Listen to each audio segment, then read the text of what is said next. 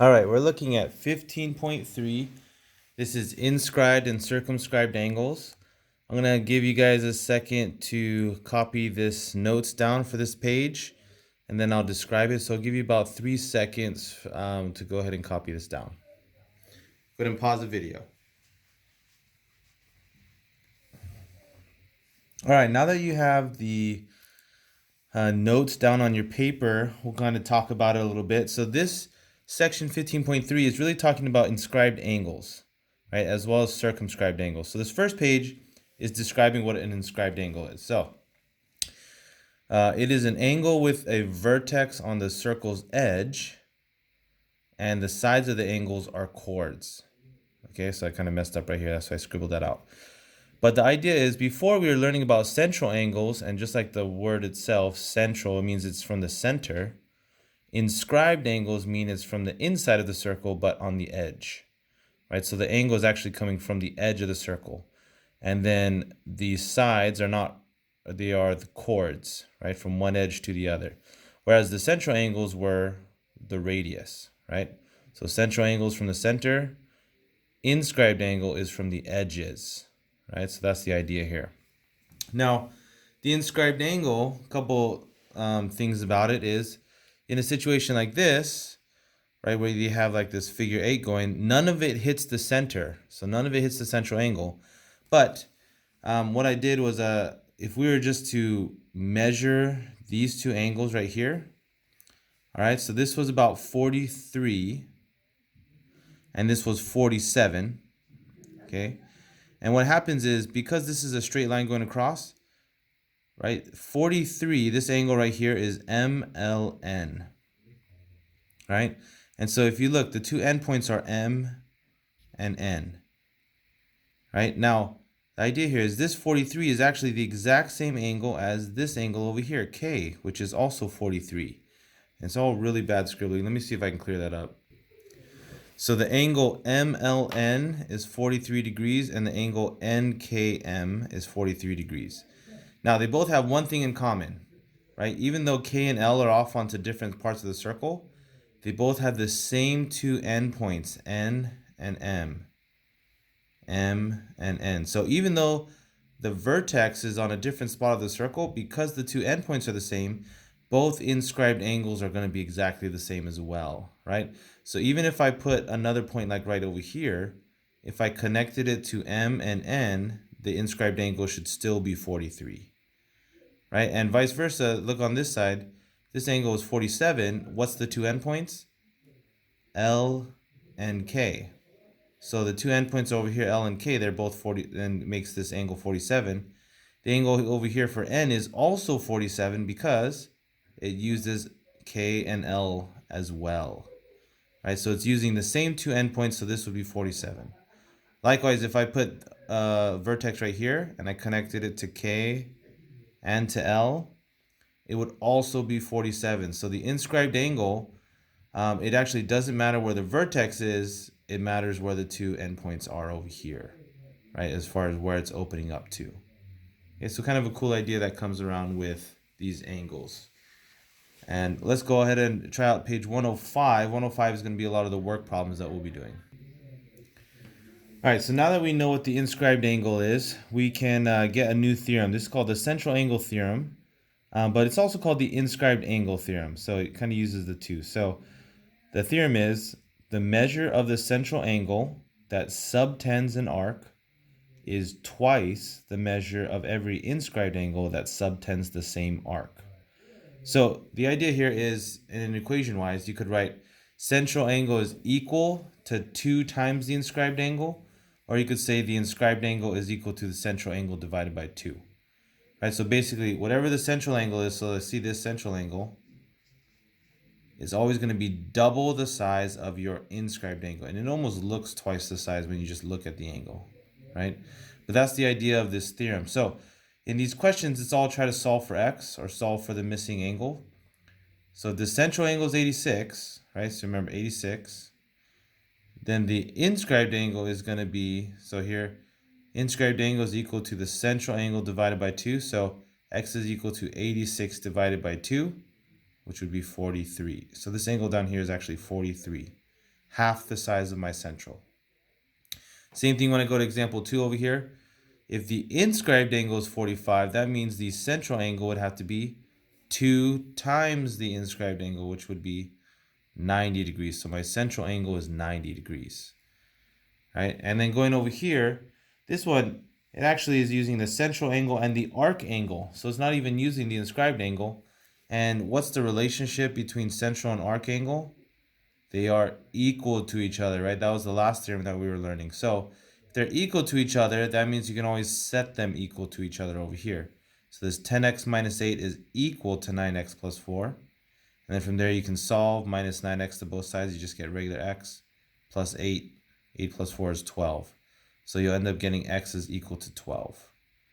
Right? Now example 4 is very similar to example 1 and 2. We have an inscribed angle, and then we have a central angle over here. So I drew the line over here. Central angle. And then we have an arc angle. Now, the theorem doesn't say anything about arc angles, but we know one thing. The arc angle is exactly the same as the central angle. So anytime it says central angle, you can replace it with the word arc angle. So the arc angle is actually 2 times the inscribed angle as well. So knowing that, that means I can say, okay, well, that means if I take my inscribed angle and I multiply it by 2, it's going to be exactly the same length as my arc angle, right? Because the arc angle is 2 times the size of this. So 2 times 5x, so I double 5x, that becomes 10x. Now the 10x would be equal to the 9x plus 8. So I minus 9x, you get x equals 8. Right? So that's how you would solve for x. So really, you have a couple different situations. You're either going to multiply the inscribed angle by 2 and set it equal to your central, or you'll do vice versa, where you take the central angle over here and you divide it by 2 to equal your inscribed. Now that we've tried some inscribed angles, let's look at circumscribed angles. Now these are pretty interesting. They're outside of the circle. So circumscribed angles on the outside of the circle. And the definition is right over here. It's an angle whose rays are tangent to the circle. So remember, tangent means it's hitting the circle only at one point. So this Q is only hitting once, R. And we know that this is going to be 90 degrees for both because they have to be tangent lines. Now, if you think about it, every four-sided figure, every quadrilateral adds up to a certain amount of degrees. Every quadrilateral adds up to 360, right? So if a four-sided figure adds up to 360 degrees, and you already know these two angles are 90 and 90, which is 180, that forces your last two angles to also add up to 180 because it needs to equal all 360. So it forces this new theorem to come in, which is the two angles, which is the central angle and the circumscribed angle. So this one's the circumscribed over there, and I'll label it real quick. So the circumscribed angle and the central angle will always add to 180. So they are supplementary. Right? So in that case, if angle QPR, that angle, the circumscribed angle, is 50 degrees, the central angle RCQ would have to be 130, since that would equal 180. And that's the angle theorem down here, that the central angle and circumscribed angle that subtend the same arc are supplementary. So central angle plus circumscribed angle equals 180. Now that's going to lead us to a couple problems, and that's the main idea, is like, hey, they're both going to equal 180, to take us into page 107, where we're going to try out some problems. All right, so here's page 107, as well as the answers to page 107. So go ahead and take a second, copy it down, and then I will describe what's going on.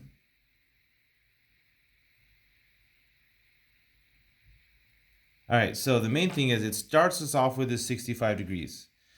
And what kind of angle is this? So we got to remember this is an inscribed angle. So knowing the inscribed angle, it actually lets us figure out what the central angle is, because the central angle is twice the size of your inscribed angle. So we got an inscribed angle of 65, which means the central angle would be 130, since 130 is 65 times 2.